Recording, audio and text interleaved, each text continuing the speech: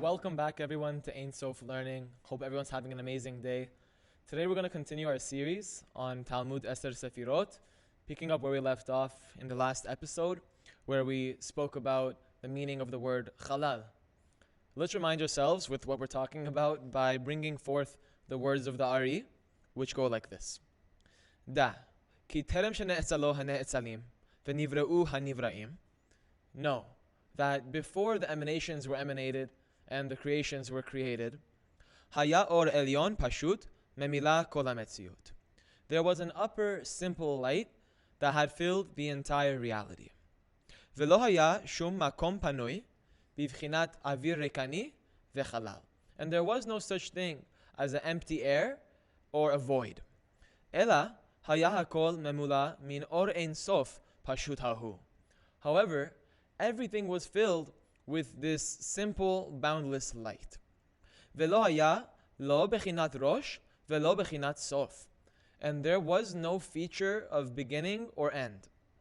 Ela hakol haya or echad, pashut shaveh behashva'a echad. Instead, everything was one light, simple and equal, totally even. Vehu hanikra or ein sof. And this is called the endless light. We're speaking here about the meaning of light, what light is. As we're going to see that this is a reality that precedes the creation of the worlds. So what we're learning right now is from a sefer by Rabbi Yehuda Ashlag, which is a recent Kabbalist.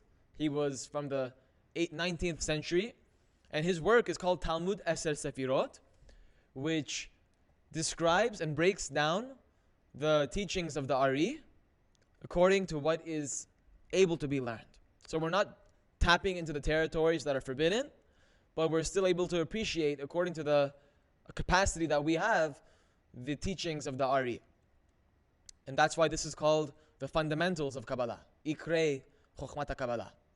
Not really delving into the essence or the secrets of it, although the masters that wrote these books that we're reading from knew the secrets. Their heads were in Shamayim. They understood with clarity and with knowledge what they're teaching. That's why they're able to teach it so well. So whenever we're learning and we're trying to understand what they have attained and what they're trying to teach us, we interpret it according to our capacity, which means we filter the wisdom through our minds. And that's really what the limitation that we're dealing with here is. Because yes, the soul is endless and limitless, but we're not exactly in touch with our souls. That's why we have limitation. It's because of that extent to which we're not in touch with our soul. So anyways, let's pick up where we left off in the last episode, which we've just finished discussing the meaning of the word halal, which is a certain type of lack, which the Ari was telling us does not exist before the creation of the worlds. Before the Tzimtzum, which we remember that the Tzimtzum is the point in which Hashem, or Ein Sof rather, withdrew his light from Nekudah and Sa'it. We're going to learn exactly the meaning of these words in a few more episodes, not yet, but the Tzimtzum is really what Kabbalah is all about. The entire wisdom really revolves around this concept of Tzimtzum and what it is, why it happened. How can we do a tzimtzum? Because it's one of the stages in the process of creation. And we're made in the image of God, which means that everything God does, we can do. And there is a goal, there is a purpose to doing it. So we're going to have to slowly learn, step by step, as we progress, what this really means. So now, we're going to focus on this very important aspect of the Ari's writings. He says that, Memula min or ein sof pashut hahu. That this reality was filled with boundless, simple light. It had no end, and it was simple. Klomar she'en klal ma lehosif alav al yadei maaseh hatachtonim.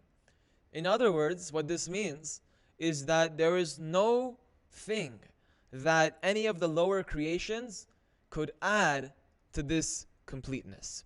There was no addition that could take place on this light. This light was full and complete, infinite, endless, boundless.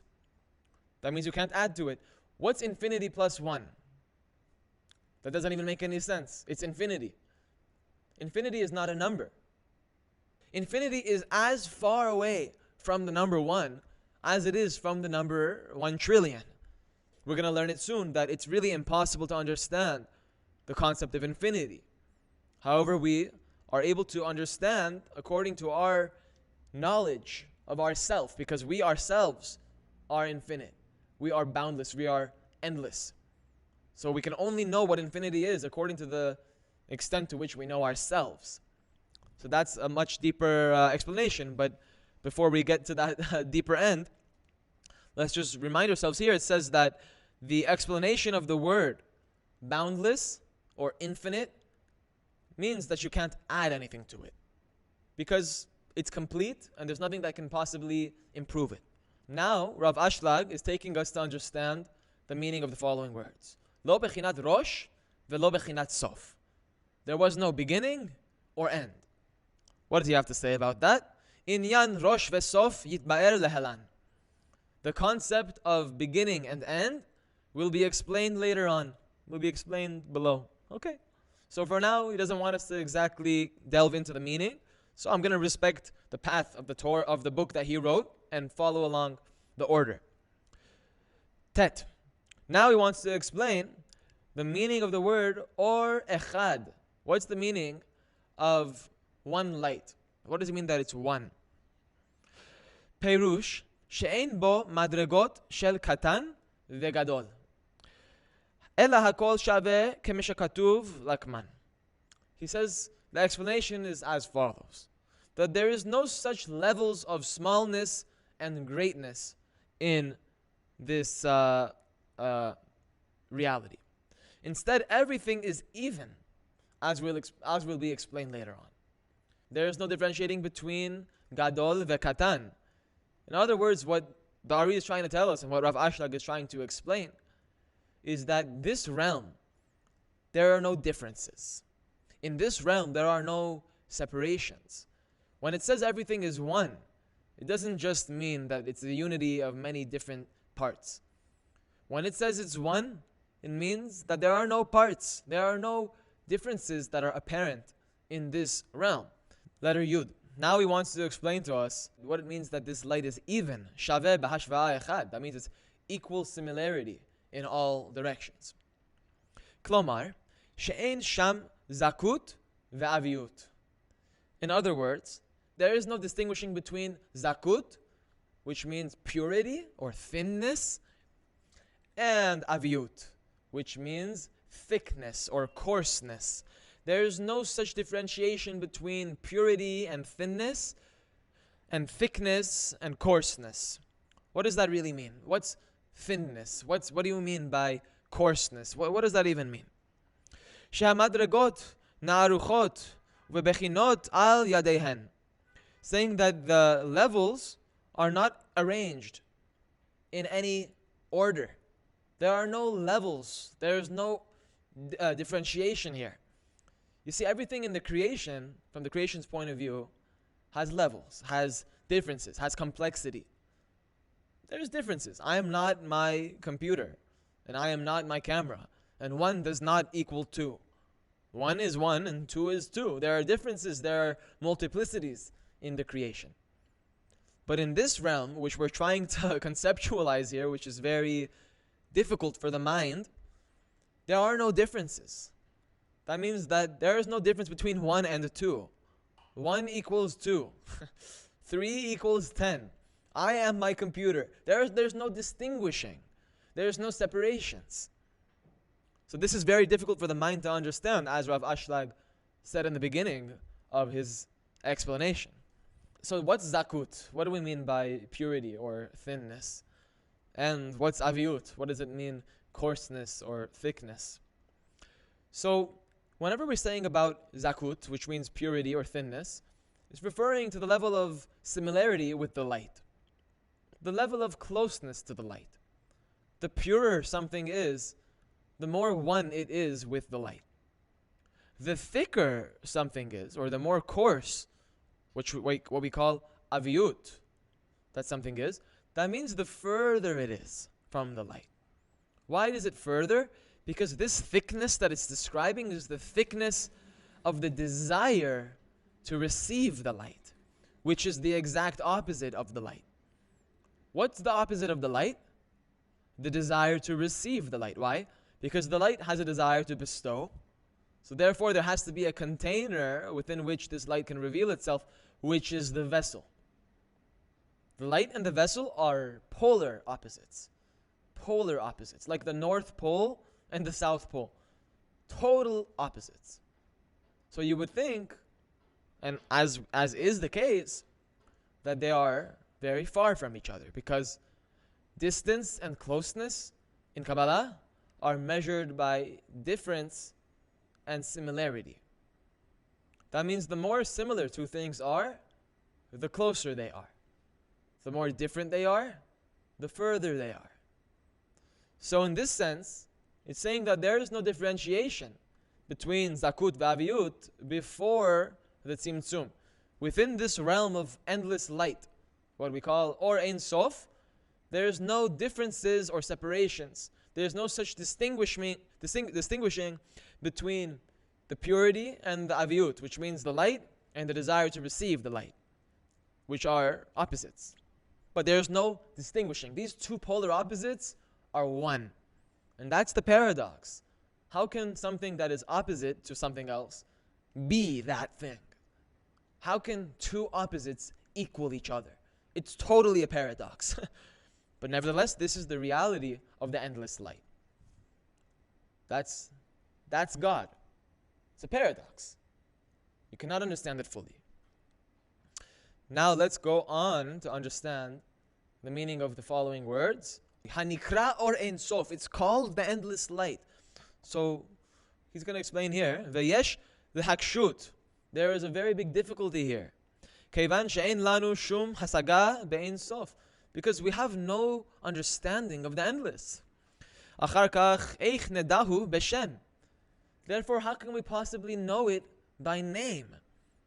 The Ari is saying Hanikra or Ein Sof, that this endless light is called Or Ein Sof. That's the name of this reality.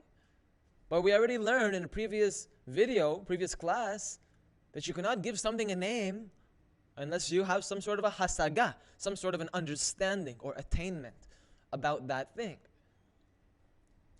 Shahari kol shem more al hasaga. Because every name teaches us something about something we understand about it. It informs us about something that we understand about it. Asher anu masigim bo al pi horoto umishmoto shel oto Hashem. In which we perceive something about that thing. For that reason, we give it that name. The name carries a meaning. That's what Rav Ashlag is trying to say. How can we give it a name? Ve'ein letaratz ki Hashem ein sof more rak al shlalit hasaga. Ve'achar kach haya lanu lichnoto b'shem balti mushag. He says that it's not an excuse to say that the name Ein Sof teaches us about how he's unattainable or how we can't understand anything about him. Because if that were the case, then his name should have been Balti Mushag.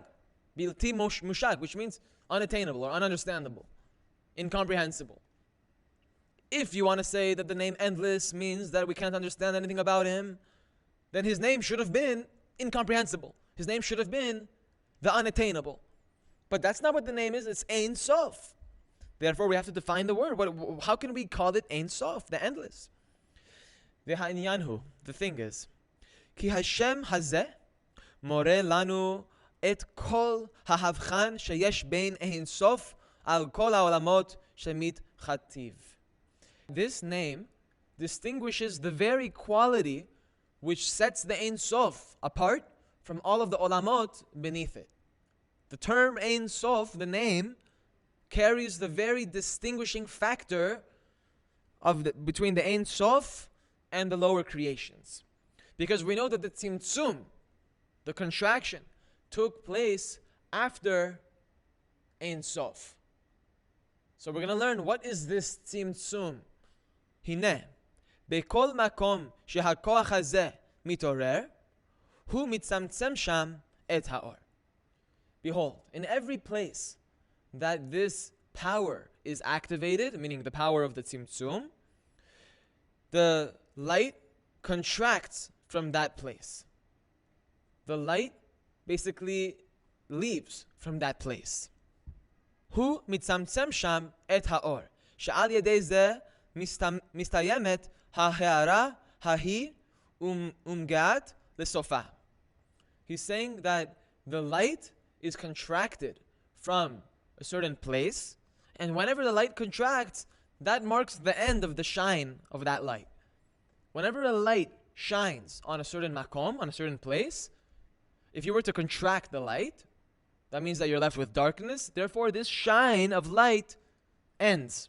It ends at a certain place because it doesn't reach this makom anymore. Once you contract the light from a certain makom, so the light doesn't reach it anymore. Therefore, that shine still is shining, but it doesn't reach this makom because there was a contraction that was placed on that makom. Any makom that you place a tzimtzum on, wherever the power of the tzimtzum is activated, the light is contracted from that place, which marks the end of the shine of that light that was illuminating that makom.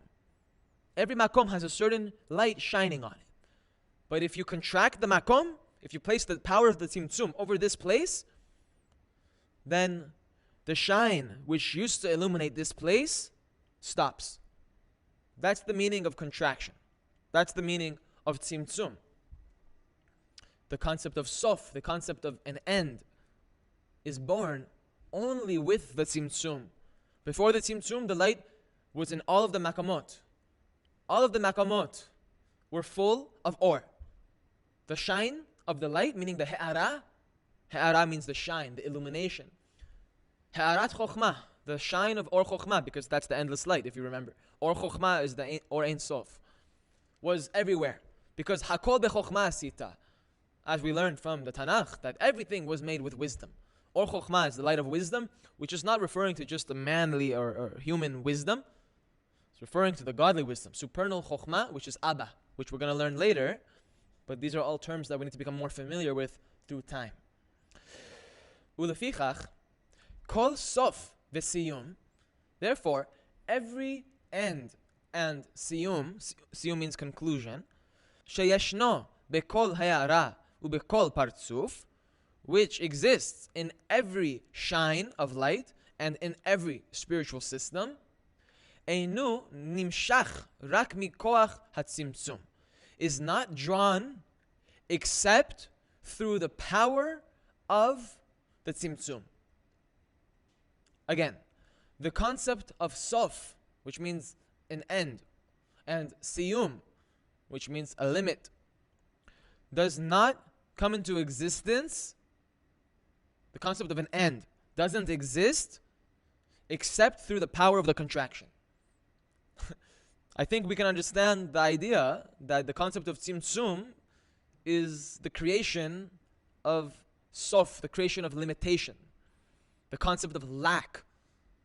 The concept of lack only comes into existence after the tzimtzum. Ve'lo od, ela shemesivat hasof ve'siyum hahu, yotziim mitchadeshim kol hahovayot umilueihen. He's saying not only that, but because of this sof, because of this siyum that exists now after the tzimtzum, there emerges all of the chadashim, all of the innovations, which means the new things that didn't exist before.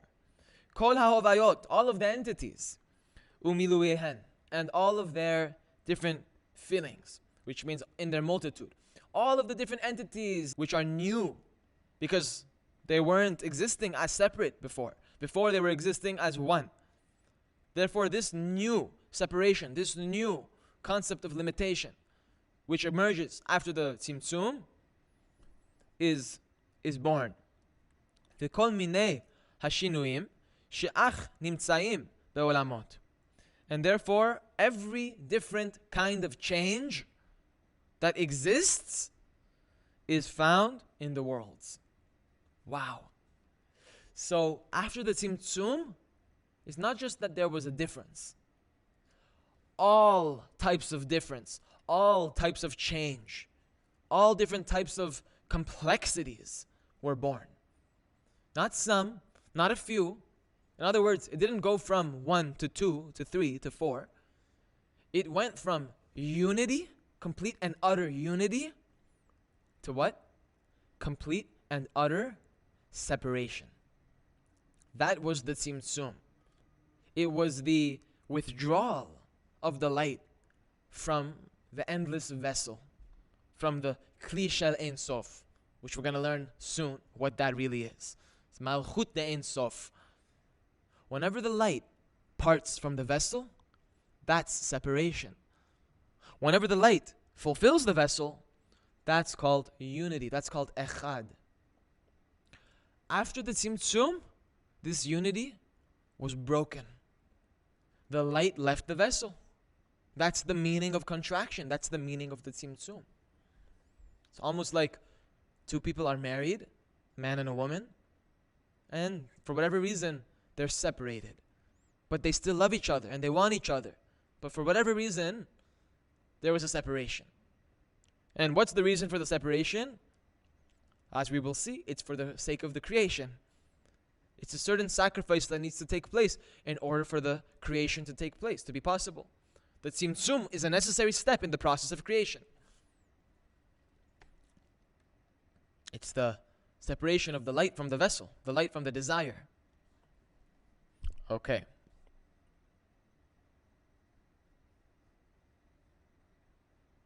Umitoch she'inyan hatzimtzum hazeh, and from within this concept of the tzimtzum, einu sham be'ein sof, which is not in the Ein Sof. Achar kach ein inyan sof b'siyum noheg sham, because there is no such thing as an end, meaning sof, or siyum, which means a limit that applies there. Ve'achar kach nikra b'shem Ein Sof. For that reason, this realm which precedes the Tzimtzum is called Ein Sof, which means no end. The concept of Sof just doesn't exist there. And that's the defining characteristic which sets the Ein Sof apart from all of the lower creations. It's that there is no Sof which exists in this reality. So therefore, the name that we give this light is no end, just so that we can define specifically what it is that sets it apart from all the different creations, all the different worlds that exist. There are no Sofs in the Ein Sof. Lehorot she'ein sham bechinat sof besiyum kol ikar. There's no end here whatsoever. Umoven imzeh, and through this it is understood, she'haor hazeh, that this light, hu pashut, is simple, ve'shaveh, and even, behashva'ah echad, in one similarity, one equanimity, which means totally it was uniform. Ki zeh talui bazeh, kemisha katuv. For this all depends on what we've just discussed. It depends on that there is no sof in the endless. All limitations, all differences, all complexities don't exist in the endless. And that's the reality that's funneling the light into this creation. The creation only exists by virtue of the light that it receives from Ein Sof. What's Ein Sof? It's the source from which the endless light of God, which is all throughout this world, is pulled. It's pulled from the endless. The endless is the infinite abode of divine energy, divine consciousness that fills this world. Now, what is the goal of Kabbalistic practice? What is the goal of learning Torah? What's the purpose of the nation of Israel? Is that we are Yashar El. That means we have a path to go straight to God, which means we've got a mission to be a channel for the Or Ein Sof to penetrate this world. And the way that we channel that Or Ein Sof into this world is we have to go against our nature, because what's the nature of the creation? What is the one defining characteristic that sets the creation apart from the endless? Limitation. We can only get to the light after we transcend our limitations. Once we clear out all those blockages, which means once we reveal the light within our own psyche, because what are the blockages? There are those things that exist within your psyche that block you from perceiving this light. The souls of Israel are pure light. Pure light. They are holy souls. Neshamot kedoshot. So then, if that's true, then how come there are Jews in this world, or members of the nation of Israel, that sin? They commit sins. If the souls of the nation of Israel are totally pure and they're totally holy, then how can a Jew possibly sin? That's exactly the study of Kabbalah is learning, that the holy souls were sent into the world of exile. What's the world of exile?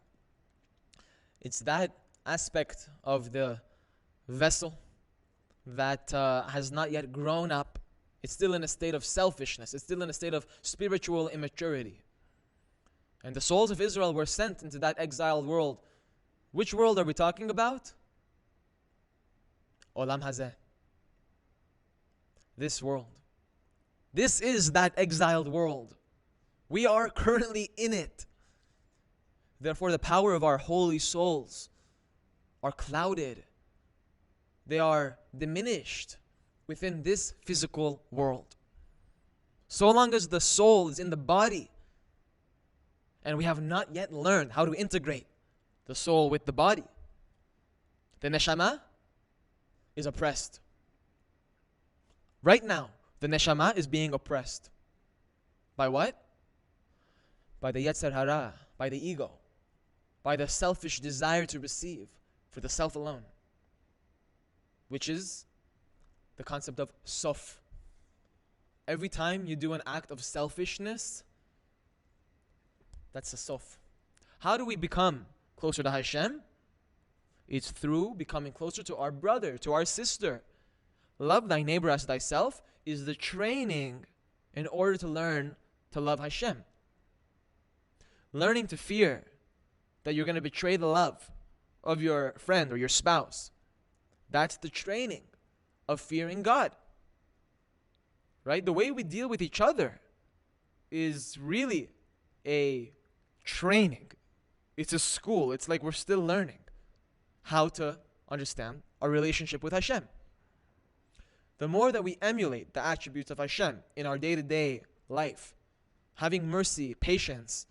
Patience, it's very important to have patience. I've been seeing more and more that people are becoming less and less patient.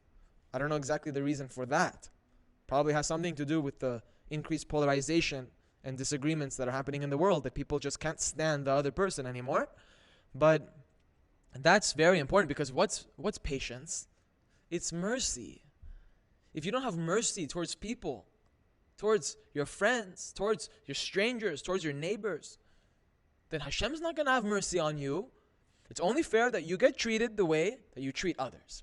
And that's the way Hashem does it. That's the way Hashem judges. It depends on the way that you treat others. So anyways, this has been the fifth class of Talmud Eser Sefirot. In next week's class, we're going to learn Sivat HaBriya Hayta Kedei Legalot Shmotav Ve'Kiyunav, which means the reason for the creation is the revelation of his names and titles. We're going to get there next week, which is a very, very interesting, going to be a very interesting class. So thank you so much for watching, and I will see you in the next video.